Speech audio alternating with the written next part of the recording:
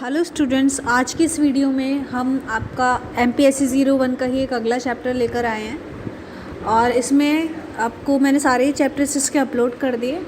अब ये last chapter है आपका सामाजिक सांस्कृतिक विषय के बारे में, जिसमें हम पढ़ेंगे यानी कि हमारे भारत में क्या सामाजिक विषय हैं, जैसे कि धार्मिक आंदोलन हो गए, नृजातीय आंदोलन हो गए। इन सब के बारे में हम पहले भी पढ़ चुके हैं, MPS में भी पढ़े थे जब हमारा फर्स्ट ईयर था। सेकेंड ईयर में भी है ये टॉपिक और इसमें जो है बार बार रिपीट आपको ये चैप्टर कई बार दे रखा होगा, आपको फर्स्ट ईयर में भी सेकेंड ईयर में भी। तो सबके लिए ये इम्पॉर्टेंट रहने वाला है। सभी को जो है यहाँ पे नृजातीय आंदोलन कौन से थे इसके बारे में मैं पहले भी बता चुकी हूँ, पर इसको हम थोड़ा और जानेंगे। सामाजिक सांस्कृतिक विषय में मतलब जितने भी आपसे इम्पॉर्टेंट चीज़ें पूछी जा सकती हैं और जो चीज़ें आपको जाननी चाहिए वो सभी चीज़ इस वीडियो में ऐड है। आपको एंड तक देखना है वीडियो को और आपके सारे क्वेश्चंस जितने भी पूछे जाते हैं एग्ज़ाम में सभी यहाँ पे सॉल्व हो जाएंगे। और इसके अलावा स्टूडेंट आपके और भी टॉपिक्स हैं चैप्टर के, यहाँ पे बहुत ब्रीफ में आपका चैप्टर दे रखा है, मैंने उसी को शॉर्ट में किया है। तो आपका जो भी चैप्टर में जो भी टॉपिक्स रह रहे हैं तो वो आपको नोट्स में प्रोवाइड हो जाएंगे।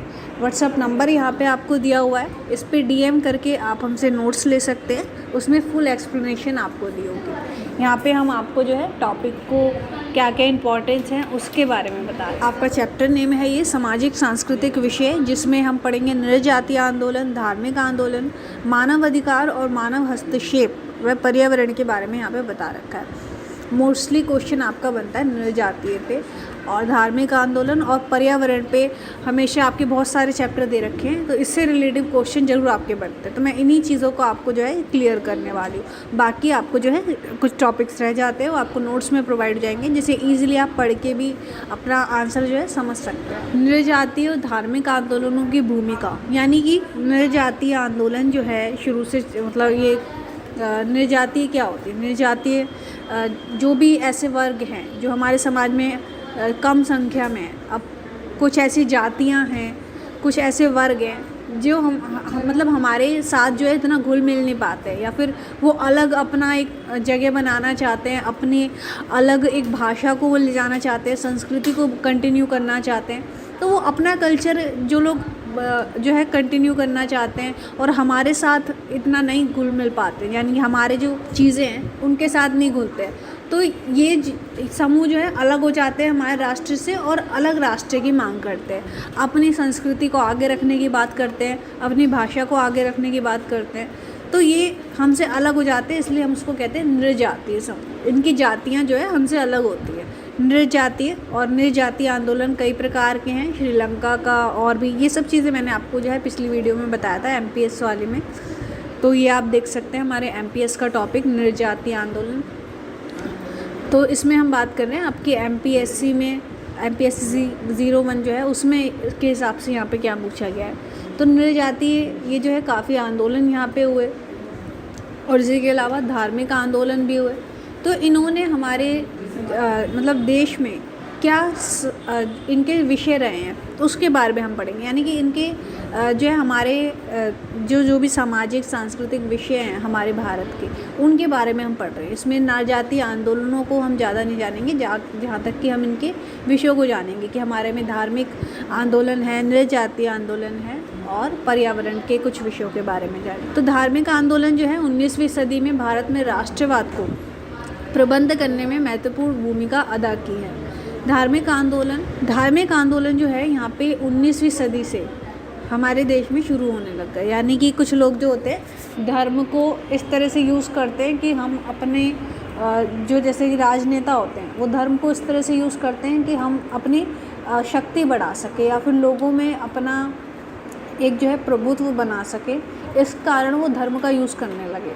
जैसे राजनेता हैं, अब कुछ नेता क्या कहते हैं कि हम आपका धर्म अपनाएंगे, यानी आपके धर्म को बढ़ावा देंगे। तो जैसे कि कुछ पार्टियां होती हैं वो कहती हैं कि हम मुसलमानों का सपोर्ट करेंगे। अब जो लोग मुसलमान हैं वो लोग उसी को वोट देंगे, और जो लोग हिंदू हैं वो, अगर हिंदू की कोई पार्टी बन रही है, कोई ऐसा नेता है जो कि सिर्फ कह रहा है कि मैं सिर्फ हिंदुओं का सपोर्ट करूंगा और मुसलमानों को बिल्कुल नहीं पूछूंगा, तो हम लोग सिर्फ उसको सपोर्ट करेंगे और उसको जो है वोट देंगे। तो ऐसे कुछ राजनेता होते हैं यहाँ पे जो कि धर्म का यूज़ करने लगे 19वीं सदी के बाद से। अब यहाँ पे धार्मिक आंदोलन जो है बढ़ गए। धार्मिक आंदोलन में 19वीं सदी में भारत में राष्ट्रवाद को प्रबंध करने में महत्वपूर्ण भूमिका अदा की है, जिसके कारण देश में अनेक राष्ट्रीय आंदोलन आरंभ हुए और भारतीय राष्ट्रीय कांग्रेस की स्थापना हुई।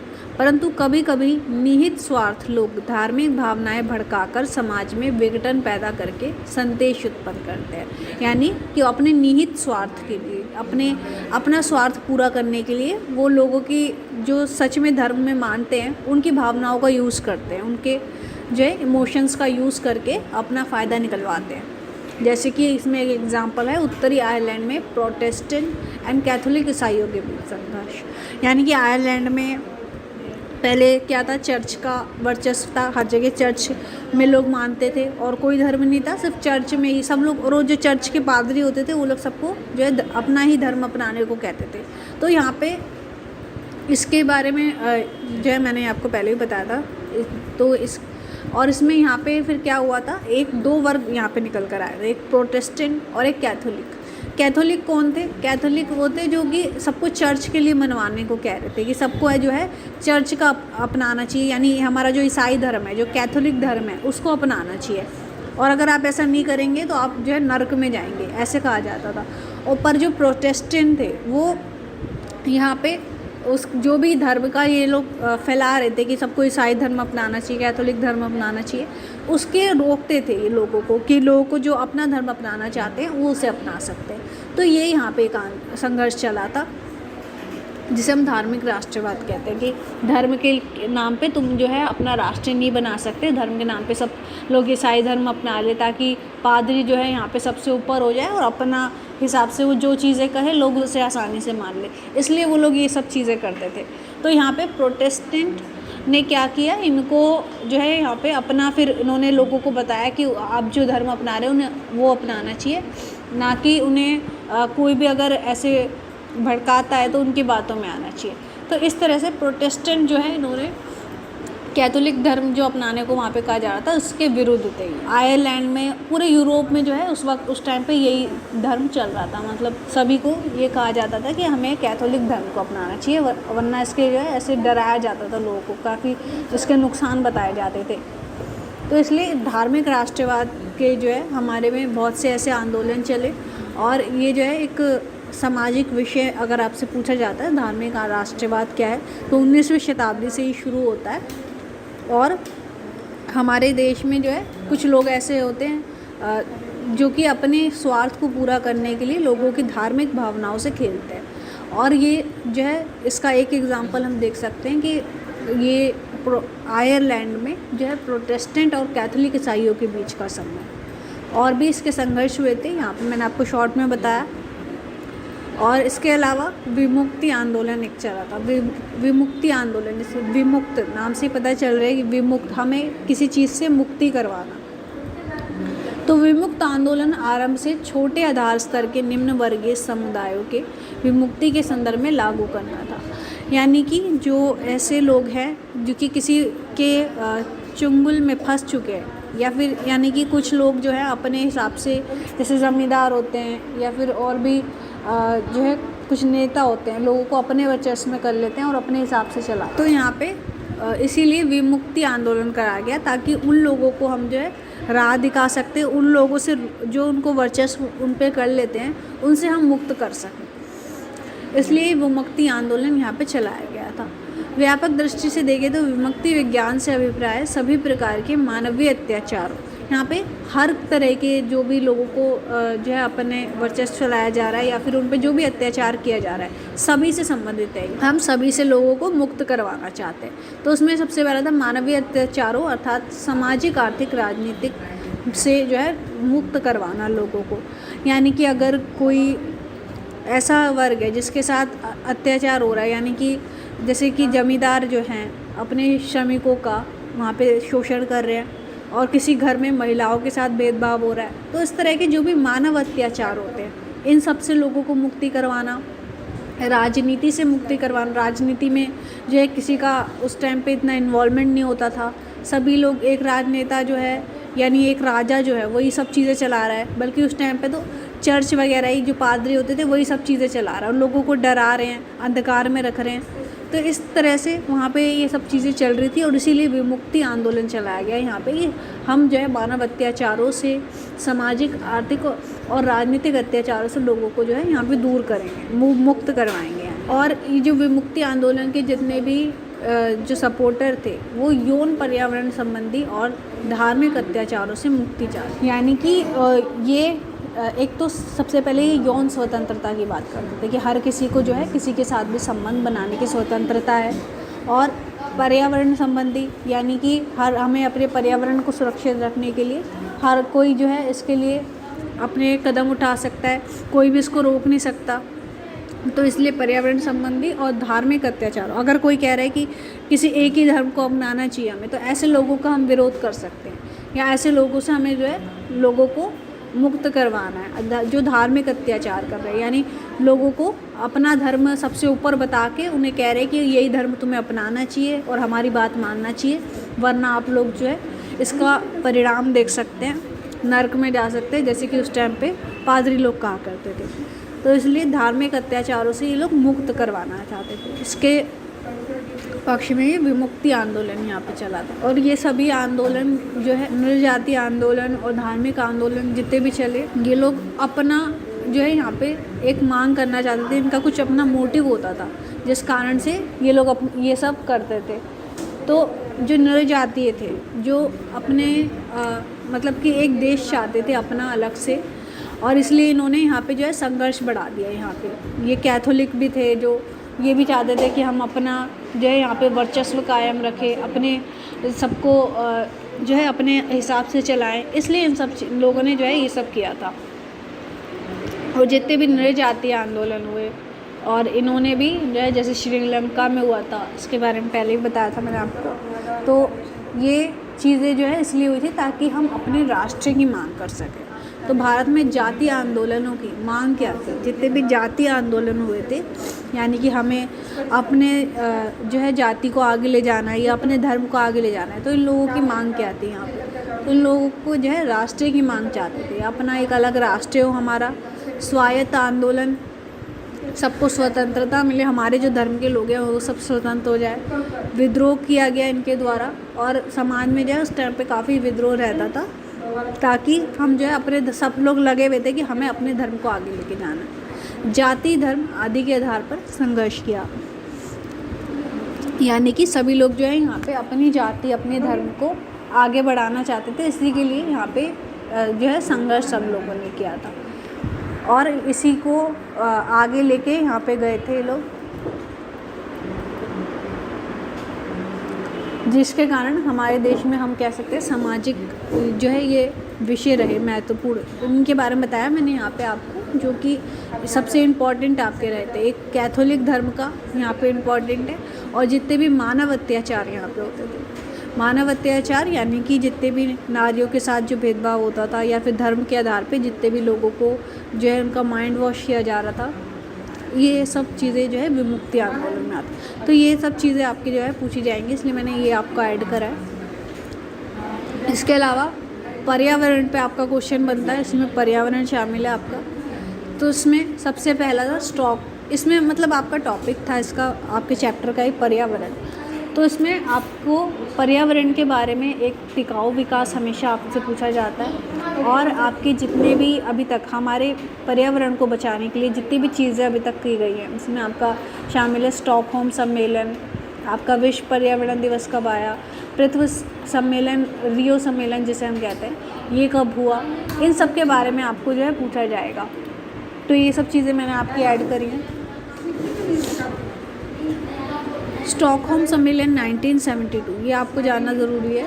स्टॉकहोम सम्मेलन में कहा गया था कि कोई भी राष्ट्र विशेष अपने क्षेत्र में ऐसी कोई गतिविधि नहीं करेगा जिसका प्रभाव पर्यावरण पर पड़ता हो। यहाँ पे स्टॉकहोम सम्मेलन जो है 1972 में हुआ था, और ये मतलब स्टॉकहोम 19 इसमें बहुत से देशों इसमें शामिल थे। मतलब पर्यावरण को बचाने के लिए हमें क्या करना चाहिए, यहाँ पे बहुत से देश शामिल हुए और उन्होंने अपनी अपनी राय रखी यहाँ पे। तो इसी में एक फ़ैसला निकल के आया था कि हमें कोई भी ऐसा कदम नहीं उठाना है जिससे कि हमारे पर्यावरण को ठेस पहुँचे। अब ऐसा कोई भी राष्ट्र ऐसी कोई गतिविधि नहीं करेगा, यानी ऐसे कोई उद्योग नहीं खोलेगा जिससे कि हमारे पर्यावरण को नुकसान पहुँच रहा है, या हमें जो है पर्यावरण को ऐसे कोई भी अगर हम देखते हैं कि पर्यावरण को नुकसान पहुँचेगा उस चीज़ से, वो चीज़ हमें नहीं करनी है ऐसी कोई भी। तो ये पूरे जो है सम्मेलन में तय किया गया था। टोटल 197 देशों ने यहाँ पे शामिल हुए थे। 119 सॉरी स्टूडेंट 119 जो है देश इसमें शामिल हुए थे। और यहाँ पे ये जो सम्मेलन था ये स्वीडन के स्टॉकहोम शहर में यहाँ पे मनाया गया था। और 5 जून को जो है इसका पूरा जो भी इसका सम्मेलन था ये ख़त्म हो गया था। फिर इसी के बाद स्टॉकहोम सम्मेलन यहाँ पे 5 जून को पूरा ख़त्म हुआ। उसके बाद ही अगले साल से इन्होंने तय किया था कि जिस दिन ये हमने तय किया है, ये मतलब हमारा सम्मेलन जब ख़त्म हुआ है उसी के अगले साल से हम जो है ये सम्मेलन एक विश्व पर्यावरण दिवस के हिसाब से मनाएंगे। तो इसी के अगले वर्ष फिर विश्व पर्यावरण दिवस मनाया गया।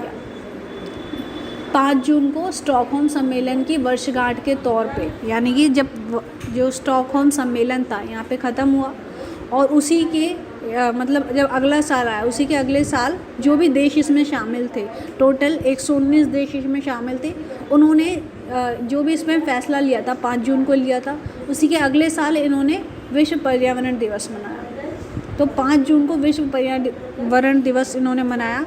और ये 1971 में यहाँ पे अच्छा, तो यहाँ पे स्टूडेंट 1972 में ये मनाया गया।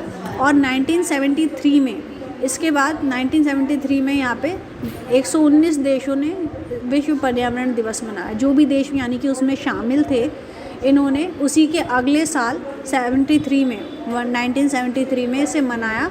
और बाकी जो लोग थे जो इसमें शामिल नहीं थे, फिर उनके द्वारा भी मतलब उनको प्रेरित किया गया पर्यावरण को बचाने के लिए। तो उनके द्वारा भी यहाँ पे फिर 74 में, जो भी देश इसमें शामिल नहीं थे, 74 में उन्होंने विश्व पर्यावरण दिवस मनाया। तो इस तरह से फिर अब हम आज तक जो है 5 जून को विश्व पर्यावरण दिवस मनाते हैं। इसकी पहली बैठक हुई थी मतलब 1972 को, ये आपको याद रखना है, स्टॉकहोम सम्मेलन से ही निकल कर आया था पर्यावरण दिवस। स्टॉकहोम सम्मेलन 1972 को स्वीडन के स्टॉकहोम शहर में मनाया गया और इसमें टोटल 119 देशों ने भाग लिया। और इस पर तय किया गया कि हम कोई भी ऐसी गतिविधि नहीं करेंगे जिससे कि पर्यावरण को ठेस पहुँचे। इसके बाद इसी में से हमने जो है उसी के अगले साल 5 जून को विश्व पर्यावरण दिवस मनाया। उसके बाद आपका जो दूसरा इम्पॉर्टेंट है पृथ्वी सम्मेलन 1992 में जो है यहाँ पे तय किया गया था। तो इस सम्मेलन का आयोजन ब्राज़ील की राजधानी रियो डी जेनेरियो में 1992 में आयोजित की गई थी। तो ये कहाँ पे हुआ था? ब्राज़ील की राजधानी में रियो डी जेनेरियो में 1992 में आयोजित किया गया। 178 के देशों के प्रतिनिधि, हजारों स्वयंसेवी संगठन और अन्य बहुराष्ट्रीय निगमों ने इसमें भाग लिया था। मतलब इतना बड़ा ये सम्मेलन था कि पर्यावरण को बचाने के लिए, यानी कि टोटल 178 देश इसमें शामिल थे और बहुत सारे संगठन शामिल थे, यानी स्वयंसेवी संगठन जो होते हैं, जैसे नागरिक समाज जो होते हैं, वो सब शामिल थे। एनजीओज़ थे बड़े बड़े। बहुराष्ट्रीय निगमों ने इसमें भाग लिया, ताकि बहुराष्ट्रीय निगम सबसे ज़्यादा वो करते हैं प्रदूषण वगैरह जो है, यानी कि किसी भी देश में अगर ये कंपनी खोलते हैं तो उसकी वजह से जो प्रदूषण होता है, इस वजह से ये लोगों को भी यहाँ पे शामिल किया गया। तो ये पृथ्वी सम्मेलन में टोटल इतने लोग, यहाँ पे इतना बड़ा सम्मेलन था कि यहाँ पे ये सब चीज़ें या फिर इतने लोग जो है यहाँ पे शामिल किए गए। और इस सम्मेलन का उद्देश्य क्या था? मतलब सम्मेलन का मुख्य विषय था यहाँ पे एजेंडा 21। एजेंडा 21 यहाँ पे क्या है, ये इम्पॉर्टेंट है। पृथ्वी सम्मेलन में एजेंडा 21 ये था कि यहाँ पे हमें जो भी 21वीं सदी के लोग हैं उनके लिए हमें क्या तैयार करना है, क्या एजेंडा तैयार करना है यहाँ पे। मतलब पर्यावरण को बचाने के लिए जो 21वीं सदी के लोग आएंगे, अब उनके लिए हम जो है क्या रिपोर्ट तय करें, क्या नियम उन्हें पालन करने पड़ेंगे हमारे पर्यावरण को बचाने के लिए।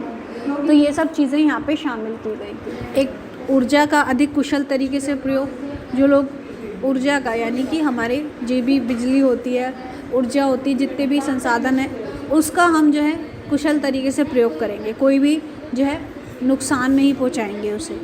और जो हमारे जितने भी किसान हैं उनको हम पर्यावरण संबंधी जो है जानकारी दें। किसानों को भी जो है मतलब हर छोटी जगह जो होती हैं, जितने भी छोटे स्थान होते हैं, वहाँ पे भी हमें पर्यावरण से संबंधित सारी जानकारियाँ उन्हें देनी चाहिए।